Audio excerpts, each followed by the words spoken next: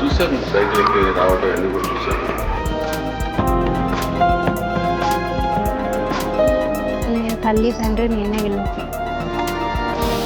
బిడ్డలు చదివించడానికి మేము వాళ్ళు ఎంతో కొంత బాధ్యత